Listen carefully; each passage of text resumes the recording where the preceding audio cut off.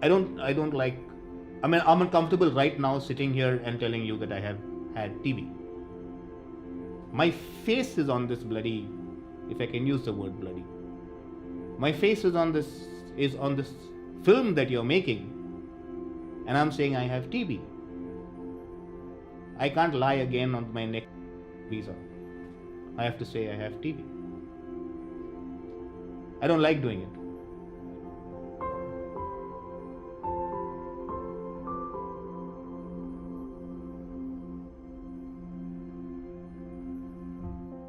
The first time I had TB, I was pretty young, uh, living with my parents, and in fact, it was quite strange because on the same day that I was diagnosed with TB, my dad was diagnosed with cancer, and I remember that night very clearly.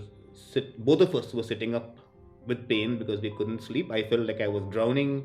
He was in a whole load of pain, and we both went to the hospital. The next day, they diagnosed him with cancer. They diagnosed me with TB, pulmonary TB, infectious.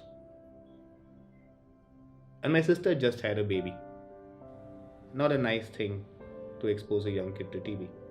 So we had to like we had these dances about, like, I would move into one room, the baby would move out of that room, and things like that. Make sure my clothes are separate, and all of that.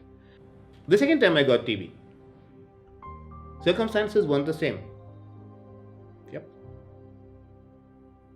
I was living on the streets of Delhi in the cold, homeless, no access to food, no access to money, no access to medicines. I knew I had TB because I could see the symptoms that I've had before, but I couldn't get either diagnosis or treatment because no hospital or dot center would test me because I didn't have identity proof, I didn't have an address proof, and I was basically, a non entity in the government health system.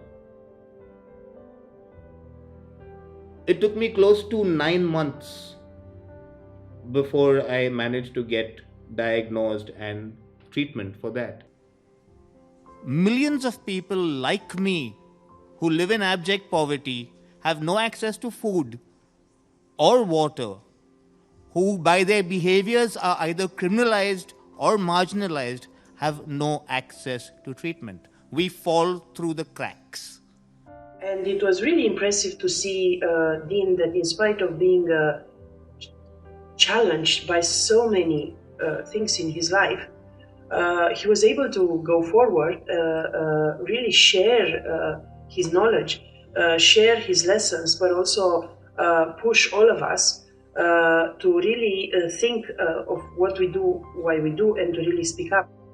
Nobody in the government system or in the medical system actually knows what it is to have TB, be diagnosed, take treatment until the time you complete treatment. They don't know the problems that people face. They don't know the human rights violations that people go through. But everybody wants to control TB. On a lot of travel forms and travel documents, there is a line that's where you have to declare that you do not have a communicable disease. And a lot of countries, very specifically on their visa form, ask about TB. So a lot of people don't want to say that they have had TB when they're signing for visas. They'll just tick mark and say, I've done that, yeah, that I didn't have TB.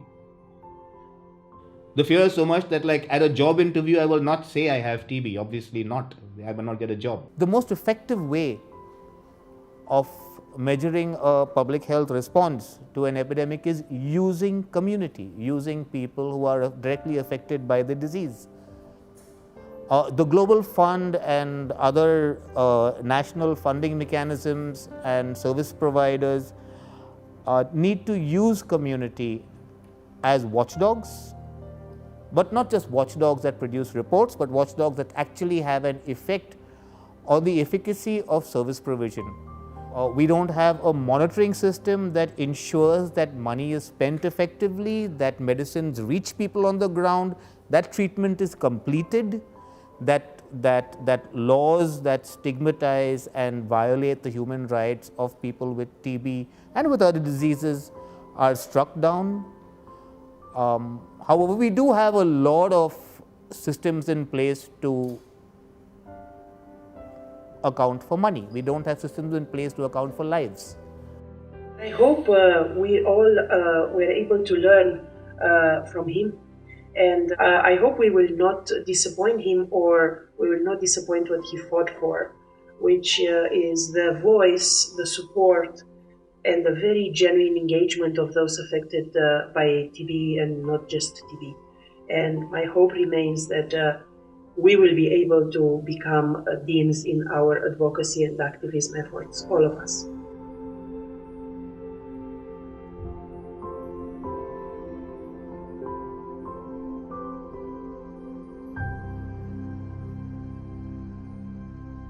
We should have beer. We should have beer.